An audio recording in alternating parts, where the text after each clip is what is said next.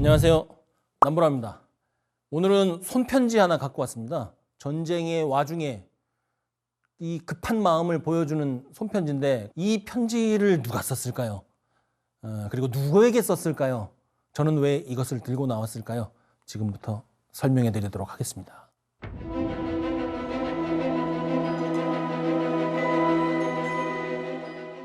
때는 1950년 7월 5일 북한군이 중미령에서 미군을 만났죠. 전투를 벌였고 북한군 수뇌부가 대경실색합니다. 그 증거가 남아있는데 그것이 바로 7월 8일 일자로 되어 있는 김일성의 손편지입니다. 그리고 시작하기 전에 한 가지 밝혀둘 게 뭐냐 하면 이 글씨가 김일성의 글씨는 아닙니다. 여러 사람이 썼다는 얘기가 있는데 소련에서 교육을 받은 사람이 김일성이 한글로 말한 것을 러시아어로 그 자리에서 바로 써가지고 보낸 거라는 것이 이제 학계의 정설이에요. 이 손편지는 당시 주북한 소련 대사였던 슈티코프 이 사람이 받아서 암호 전문으로 전환한 후에 모스크바로 타전이 되죠. 내용을 한번 볼까요? 송신일시 1950년 7월 8일 09시 26분, 수신일시 1950년 7월 8일 11시 15분. 이 수신은 어딜까요? 모스크바입니다. 1950년 7월 8일 오전 09시 26분에 암호 전문으로 변환이 되어서 송신이 된 거죠. 이 편지 자체가 날아가는 그런 기술은 그 당시에는 없습니다. 그러고 나서 이 원본 자체가 소련으로 발송되었겠죠. 이제 하단 보시죠. 하단에 송신자, 수신자가 보여요. 송신자 누굽니까? 그것을 중개한 슈티코프. 수신자, 스탈린을 포함해서 외무상, 부주석 등 소련의 핵심 실권자들, 그 스탈린의 이너서클이라고 했던 측근들이 줄줄이 써 있습니다. 뒤에 말씀드리겠지만 김일성이 손편지를 써서 이것을 암호 전문으로 전환하고 암호 전문에 송신자와 수신자를 밝혀서 모스크바로 타전한 이 모든 행위가 전부 다 스탈린의 지시를 정면으로 어긴 거예요. 슈티코프가 그럼 이렇게 왜 했느냐? 일이 틀어지고 최악의 상황이 닥쳤을 때 혼자 뒤집어 쓰고 가지는 않겠다는 거죠. 손편지를 암호 전문으로 전환하고 송수신자의 이름을 다 밝혀 적은 것 역시 그 일환으로 해석이 되는 겁니다. 다 같이 가자는 거죠. 나중 일인데 이러한 태도로 인해서 스탈린의 미움을 샀고 문책성 보직해임을 당하기도 하죠. 팽시 동지에게 저는 김일성으로부터 다음과 같은 편지를 받았습니다. 여기서 팽시, 여러분 팽시 그냥 딱 들어도 중국말 같죠? 스탈린의 가명 중 하나인데 스탈린이 팽시라는 가명을 썼던 건 아니고 핀시라는 그 암호명을 썼어요. 이것을 중국식으로 읽은 거예요. 팽시. 스탈린은 핀시 외에도 필리포프, 드루지코프 이런 암호명을 갖고 있었고요. 가명도 여러 가지 썼어요. 코바, 베소 등 10개가 넘는 가명을 썼어요. 보안을 극도로 중시하고 자신을 드러내기 꺼렸기 때문에 암호명, 가명 아니면 자기 공식적으로 못 부르게 했어요. 여기까지 말씀드리고 보니까 어떻습니까? 전문 하단에 스탈린이라고 하는 거 이거 완전 보안 위규죠. 자, 여기서부터 나오는 내용은 김일성이 구술해서 러시아어로 받아 써서 보낸 손편지의 내용이에요. 소련 주석 총통동지 스탈린 이시오프 비사로노비치께 이름이 원래 이게 본명이 더 길어요. 더 긴데 스탈린 본명 하면 통상 이 정도로 부릅니다. 저는 스탈린 동지의 가치를 매길 수 없는 지원에 깊은 존경과 감사를 표하고자 합니다. 앞으로도 우리 인민들의 독립을 위한 투쟁에 지속적인 도움을 바랍니다. 조선 인민을 도와 미 제국주의를 몰아내고자 하는 당신의 기대에 부응하기 위해 저는 조선 인민군 전선 참모부에 25 내지 35명의 소련 군사고문관의 파견 허가를 요청하지 아니할 수 없습니다. 왜냐하면 조선의 군인들은 현대식 군대를 지휘하기에는 아직 충분히 적합하지 않기 때문입니다. 이러고 끝나요. 얼마나 급하면 신뢰를 담아 조선인민민주주의공화국 주석 김일성 1950년 7월 8일 평양. 이 내용 사실 굉장히 충격적인 내용인 거거든요. 어떤 부분이 충격적인지 같이 한번 보시죠. 김일성이 지금 스탈린에게 뭐라고 그랬습니까? 소련 군사고문관 다시 파견해 주세요. 이렇게 얘기했잖아요. 다시 파견해 달라고 한 이유는 원래 나와 있었다는 얘기죠. 그러면서 다시 파견해 달라고 요청하는 이유가 미군을 몰아내기 위해서 필요하다는 거잖아요. 미군이 참전했기 때문에 북한군 혼자서는 이 전쟁을 할 수 없고 당장 군사 고문관이라도 보내서 어떻게 할지 좀 알려달라는 거잖아요. 뭐라고 그랬습니까? 현대식 군대를 지휘하기에는 아직 충분히 적합하지 않기 때문이다. 전쟁하기 전에 뭐라고 그랬습니까? 충분히 우리가 한반도를 완전히 점령할 수 있다고 했는데 싸워보니까 아니라는 거죠. 이거 전투해보니까 아닌데요? 우리 아직 준비가 안 됐네요? 이런 얘기하고 있는 거예요. 국군을 상대로 완전히 파죽지세로 몰아붙일 수 있을 것 같았는데 국군이 처음에 기습의 충격을 극복하고 나서는 곳곳에서 북한군을 방어를 하고 있어요. 예를 들어서 의정부 같은 데서는 우리 국군이 역습해서 공격도 했다니까요. 성공적으로. 북한군이 굉장히 놀라는 거죠. 그리고 지금 제한된 시간과 장소에서 국군을 상대로 연전연승을 해야 되는데 지금 미군이 왔잖아요. 그러니까 모든 게 뜻대로 안 되고 있는 거죠. 중미령 일대에서 스미스 특수임무대대하고 교전을 하고 보니 이 전쟁의 가정과 전제가 모두 틀어지는 거잖아요. 북한군 자체의 능력으로는 미군을 상대할 수 없다는 것이 중미령 전투 결과를 관찰한 김일성과 북한 수뇌부들의 결론이었던 겁니다.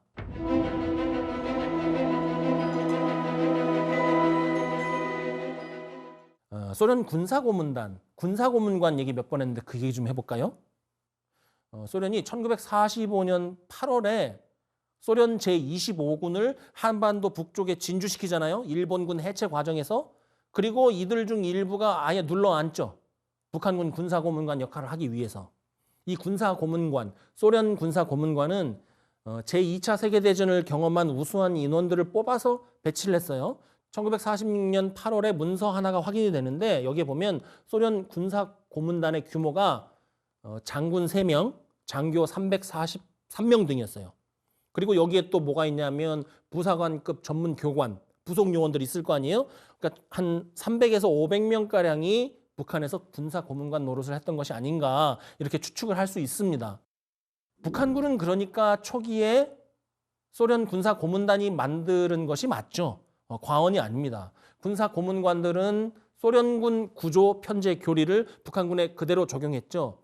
당시에 이 편제 교리는 전 세계 어느 국가도 소련만 하지 못했어요. 가장 우수한 편제를 북한군에 심은 겁니다. 작전 계획, 전쟁 준비를 이 고문관들이 주도를 했고 소련에서 만든 무기 장비 이것도 지원을 했고 사용법을 활용한 전술도 가르쳤죠. 6.25 전쟁 당시에 북한에서 노획한 문서 보면 큰 전지에 컬러로 기관총, 박격포 이런 거 교육한 자료가 있는데 한쪽은 러시아어로 돼 있고 한쪽은 한글로 돼 있어요.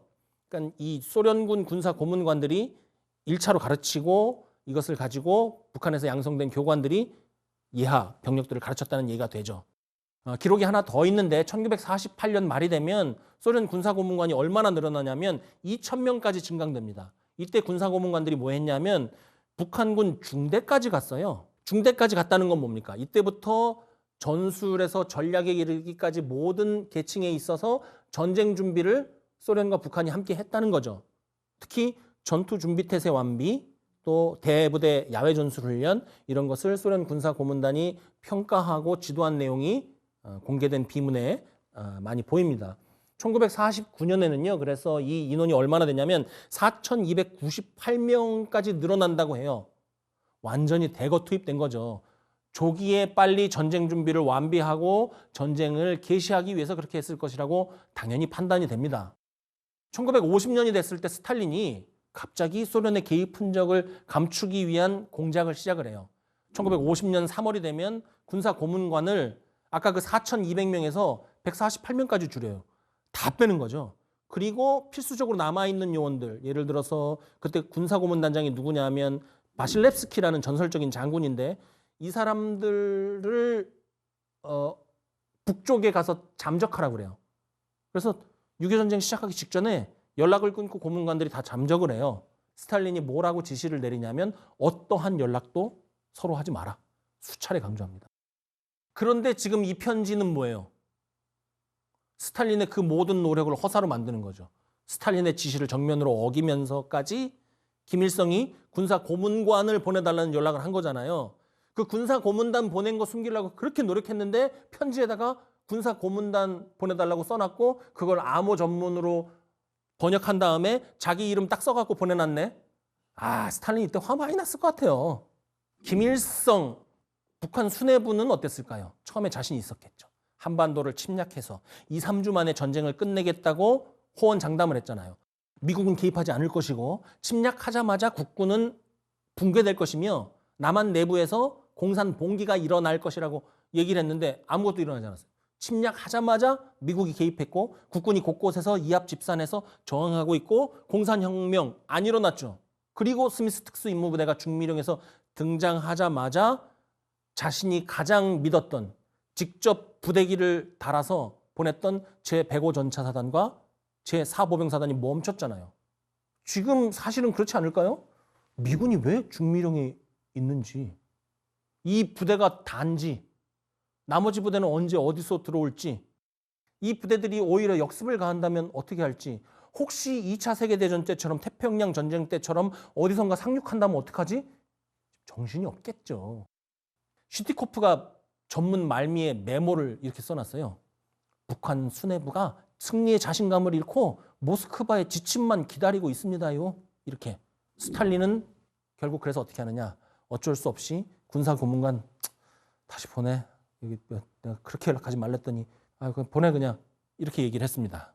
이 편지가 여러분들에게 어떤 정도의 임팩트를 드리는지 모르겠지만 만약에 이 편지가 30년 전에 대중에게 공개가 되고 내용이 설명되었더라면 그토록 우리끼리 싸웠던 북침이냐 남침이냐 그런 얘기 혹은 미국과 한국이 남침을 유도했다 그런 얘기 쏙 들어갔을 겁니다. 지금 젊은 세대는 모를 수도 있는데 북한이 남침한 게 아니라 사실은 대한민국이 북침해서 이 전쟁이 일어났다고 정말 주장하는 사람들이 있었습니다. 그리고 문서가 공개되고 북한이 먼저 침공한 것으로 보이는 물리적 증거들이 드러나니까 뭐라고 그랬냐면 물리적 증거는 그런데 그 이면을 보면 실제로는 북한이 대한민국을 침공하도록 유도했다. 이런 주장을 한동안 했었어요. 그래서 남침 유도설에 관한 논문들이 굉장히 많이 나왔었습니다. 그것을 다시 반박하기 위해서. 굉장히 소모적인 논쟁을 했던 셈이죠. 정치적으로나 역사적으로나. 그러나 이 편지 보면 어떻습니까? 여기 나와 있잖아요. 소련의 도움을 받아서 우리가 남침 준비를 했고 지금까지 남침을 잘했는데 지금 미군이 와가지고 지금 상황이 어려우니까 옛날에 보냈던 소련 군사고문관들 다시 보내주세요. 이 얘기는 뭡니까? 소련과 북한이 계획적으로 기습을 했고 그리고 그것을 주도한 것이 소련 군사고문단이었다. 이런 것들이 밝혀지지 않습니까? 실제로 이 사료가 완전히 비밀에 쌓여있던 것은 아닌데 미국에 있는 윌슨 센터에서 이 자료를 입수를 해서 홈페이지에 공개를 했고 이 편지가 본격적으로 국내에 소개된 것은 2014년, 15년인데 그때까지도 여러분 남침 유도설이나 아니면 북침일 수도 있다 이런 얘기가 왕왕 돌았어요. 어떤 의도를 가지고. 하지만 이 편지가 공개되고 나서 그 얘기는 완전히 들어갔습니다. 오늘 이 편지를 여러분께 소개해드린 이유는 그거예요. 우리가 종종 역사적인 문제 혹은 우리 일상의 문제 가지고 누가 잘못이냐, 누가 낫냐, 네가 먼저냐, 내가 먼저냐를 가지고 결과만 가지고 결론을 얻기 위해서 싸우는 경우가 많아요. 그 싸움은 대부분 결론이 안 납니다. 누군가가 유리한 논지를 펼쳐서 이긴다고 하더라도 시간이 지나면 다시 뒤집히는 경우가 너무나 많아요. 결론만을 가지고 누구의 논리가 더 뛰어난지 그 싸움을 하다 보면 그것은 언젠가 유리한 논리를 만든 사람, 목소리가 더 큰 사람이 다시 이길 수 있기 때문이에요. 결론이 아니라 그 내용이 무엇인지를 가지고 육하원칙으로 밝혀버리면 네가 빠르니 내가 빠르니 네가 맞니 내가 틀리니 그런 얘기를 할 필요가 없는 거예요. 이미 그 육하원칙 속에서 드러나기 때문에 오늘 이 편지처럼 말이죠. 이 편지가 드러나는 순간 누가 먼저 침공을 했고 그 침공이 얼마나 불법적이었으며 그것이 얼마나 계획적이고 의도된 것이었는지 육하원칙으로 드러나잖아요. 여러분께 지금 연속으로 소개시켜드리고 있는 이 1차 사료의 힘이라는 것은 그겁니다. 역사에는 결론도 없고 역사에는 맞고 틀림도 없습니다. 역사는 그 자체로 있는 것뿐이죠. 하지만 적어도 우리는 그 역사가 언제 어디서 누가 어떻게 왜 무엇을 했는지 그거는 우리가 알 수 있습니다.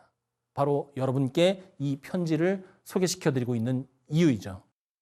지금까지 1950년 7월 8일에 평양에 있는 김일성이 모스크바에 있는 스탈린에게 쓴 손편지를 가지고 우리가 알고 있다고 생각했지만 전혀 몰랐던 역사적 사실을 조금 알아봤습니다. 다음 시간에는 더 흥미로운 자료를 가지고 여러분들 찾아뵙겠습니다. 감사합니다.